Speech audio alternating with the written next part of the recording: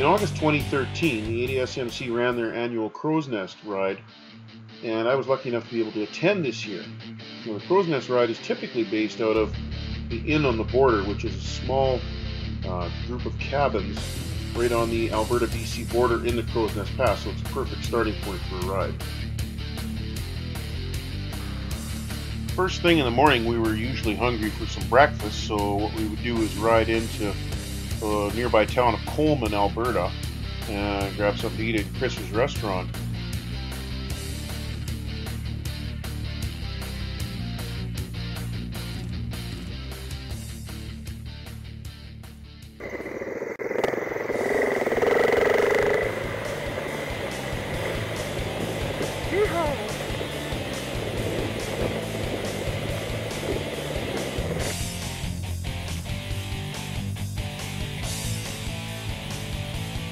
The quickest way to Coleman from the Inn on the Border is just to rip up Highway 3, but we were on a dual sport ride, so we kind of took a little bit of a side trip in the mornings on the way into Coleman. And it turned out to be a really neat little ride.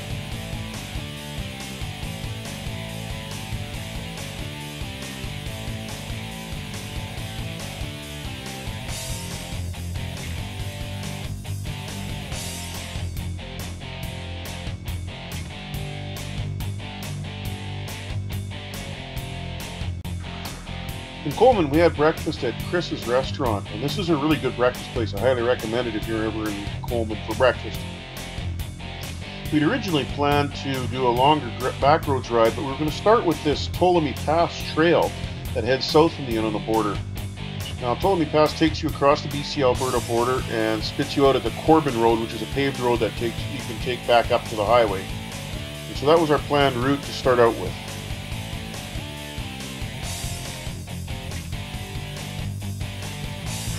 We hadn't ridden very far into the trail from the Inn on the Border when we realized that it was going to get a little bit muddy and a little wet. Now, Alberta's had a lot of rain in 2013, and in June there was huge floods in Calgary and all along the mountains, and I think that this area was no exception. And so it actually turned out to be quite a bit wetter than we'd anticipated. And this caused a few problems throughout the day, as you'll see.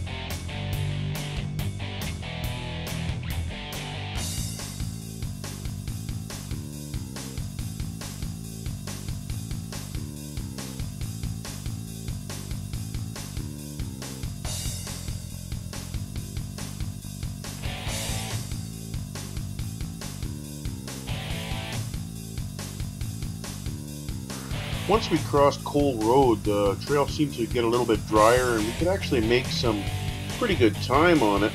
And it was a lot of fun to ride, actually. I've ridden Ptolemy Pass a couple of times, and it's great. It's a fun ride.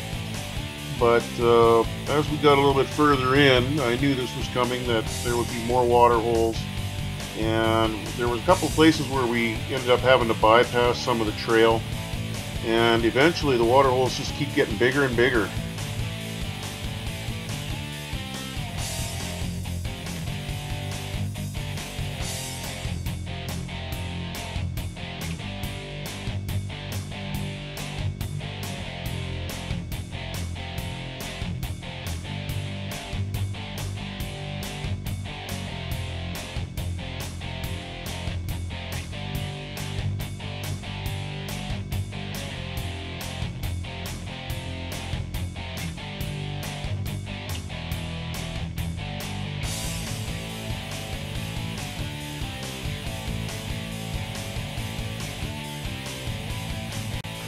These water holes were pretty greasy in certain spots on the bottom, and it was a little bit like riding on ice. And eventually I came around the corner and spotted a big water hole, and Rob was in there with his DRZ and looked like he was struggling a bit.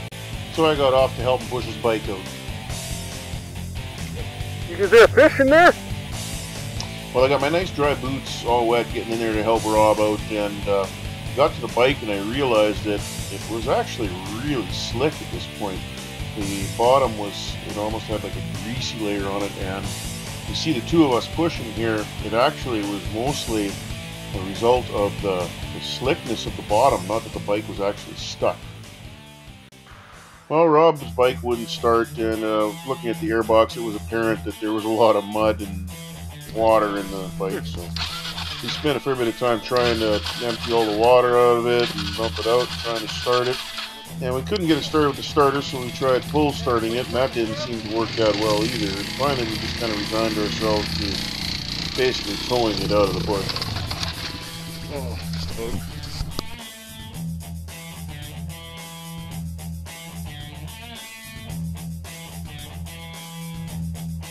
Unfortunately, Rob wasn't the last person to struggle with the water in our group.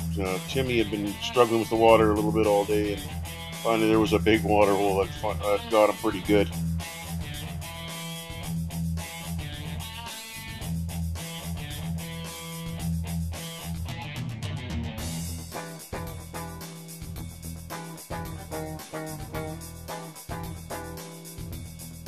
Okay, so we've had problems now with Rob's DR 400. Dropped it in the water, got it drowned out, haven't been able to start it. So he's being towed out by his brother Frank, and now we had Timmy drop his DR in the water hole. So we're just trying to get that one going. This one doesn't want to go either, so hopefully we can get this one going so we don't have to tow it out. So we got Timmy's bike going again, luckily, and headed on out. And a little ways further down the trail, though, Timmy ran into a few more problems with some water. This time it wasn't quite so easy to get the bike going.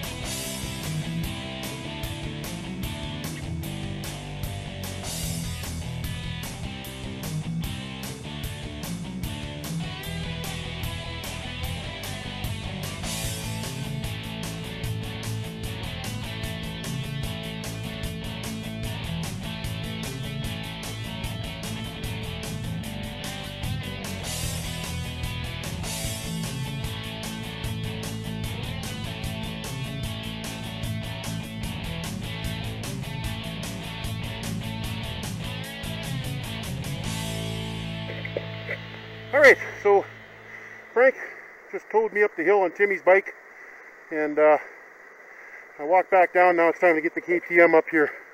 At least this one runs. Timmy's bike wasn't running, so hopefully we can get it started here so we don't have to tow them all the way back to the cabins. But we'll wait and see. Anyway, it's been a lot of Frank was towing and I was pushing. You know, I don't normally breathe this heavy after going down a hill, but Frank was pulling and I was paddling with my feet all the way up because he was spinning. So we'll see how it goes with the KTM now.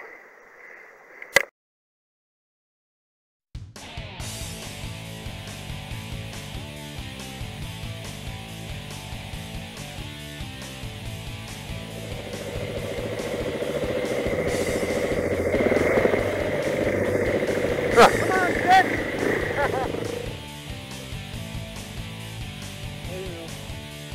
Tricky.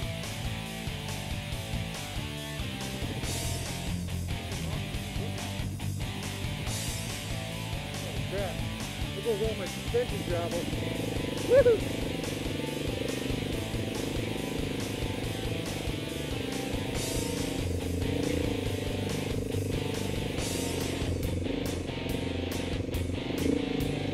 Come on, Dutch!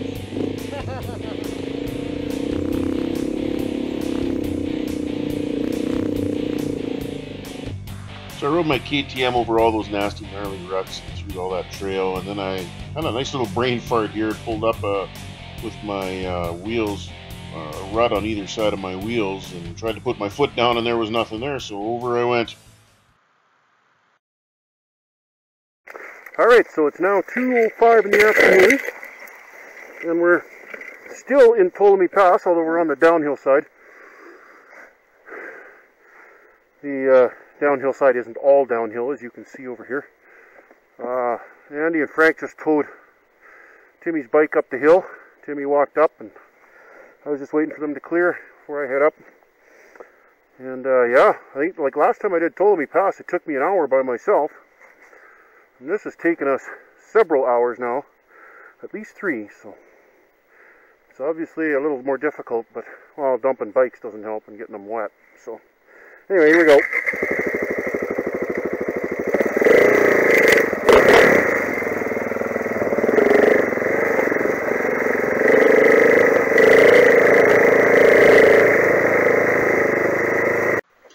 Now, because Timmy didn't have a lot of experience towing bikes on rough trails like this, we were sort of leapfrogging his bike out.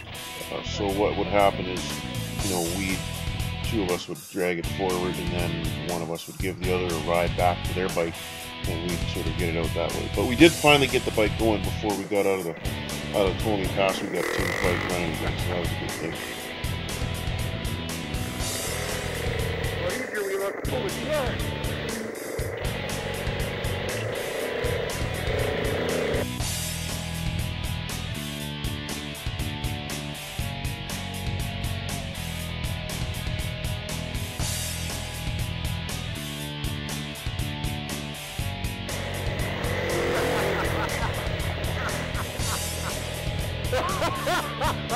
Oh, you got me good. I even had the jacket open. So we were pretty happy to see the Corbin Road after all of that, and while we still had to tow Rob's bike several kilometers back to the inn on the border, we knew that this part would be a little bit easier than what we've just been through.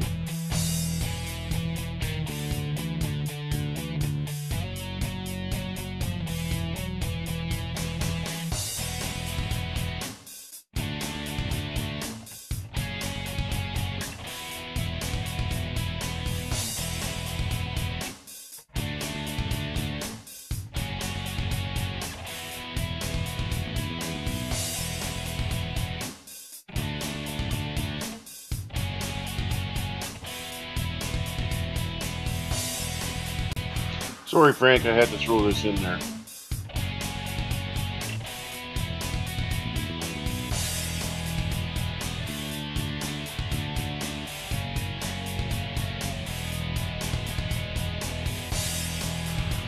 So finally, after all that, we got back to the inn on the border, and that gave Rob a chance to take a look at his bike and get some repairs done with a little bit better tools than what we had out on the trail. As we pulled in, I saw this train on the tracks below us, and being a bit of a rail buff, I had to go take a look at it.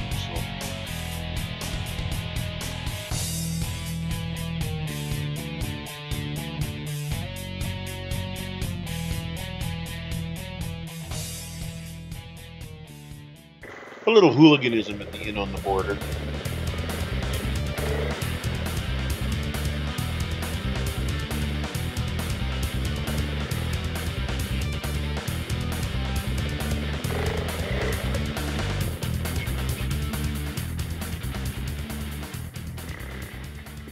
Rob was working on his bike, and Timmy was kind of tired after all that, but Andy and Frank and I decided we were going to do the Seven Sisters Trail yet.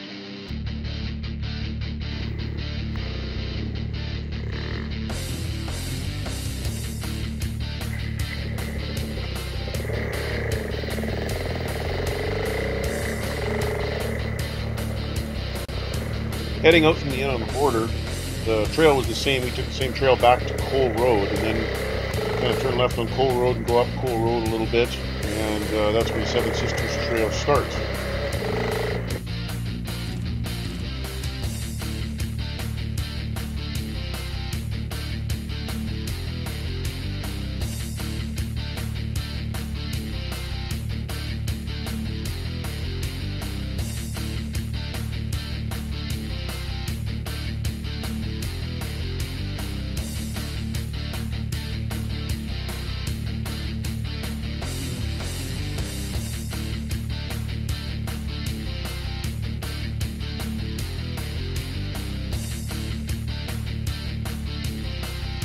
Now, we hadn't gone very far down Seven Sisters Trail before we realized, or Andy and Frank realized, that it had changed a lot. Now, Alberta went through all that flooding this spring, in June actually, and it had really affected this trail. It basically washed most of the trail away, and while there was a trail for us to follow, it looked like it had been totally redone from what was left after the flood. So it was kind of interesting navigating it, our way along it.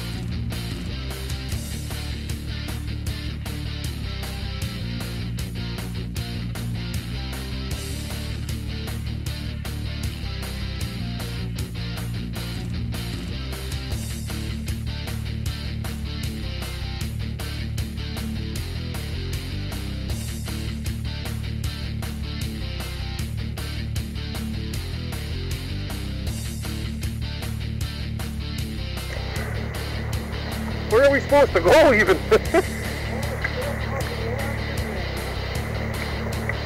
Holy shit. That's ugly. Is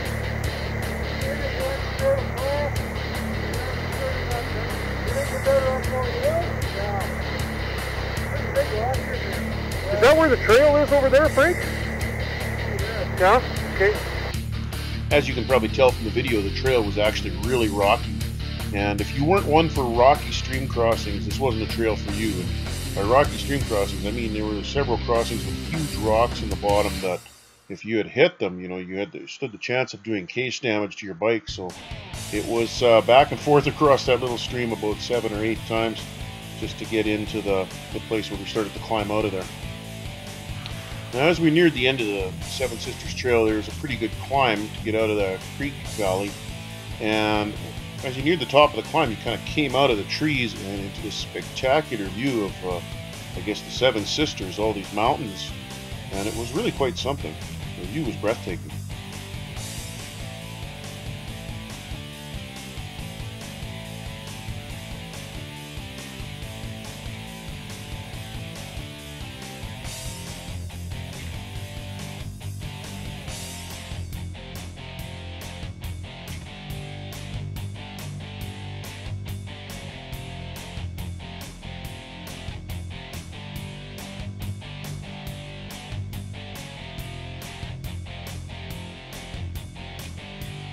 So after taking in the views, we turned around and headed back down toward the inn on the border for supper, stopping to take in more views as we went. It's pretty spectacular, the Seven Sisters Trail. I highly recommend it.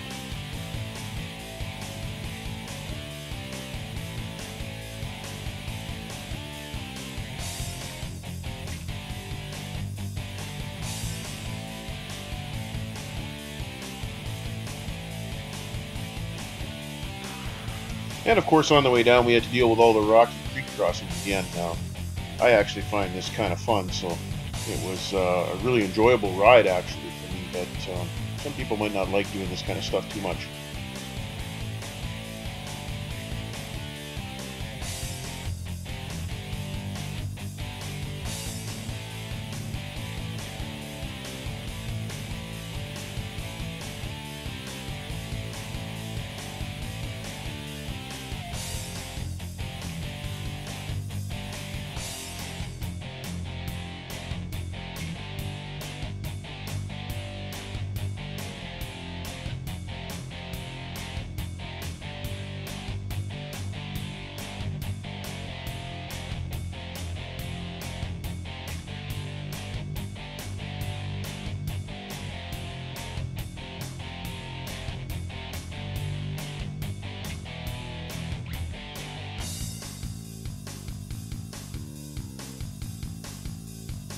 Thanks for the shower, Andy.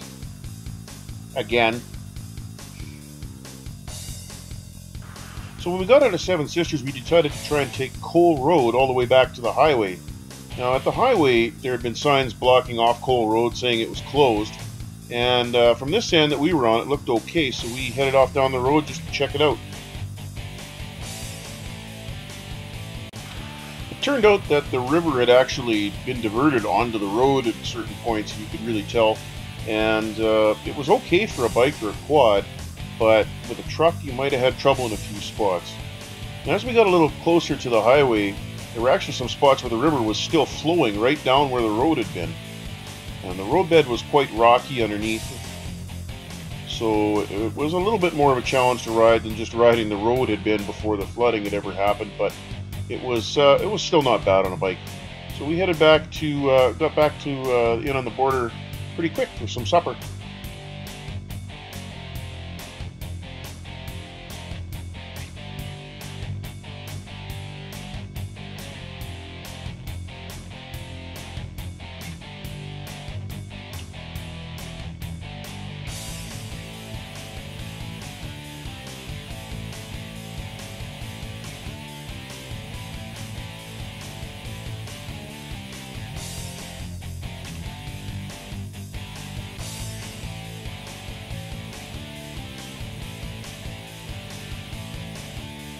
And that was it for August 9th.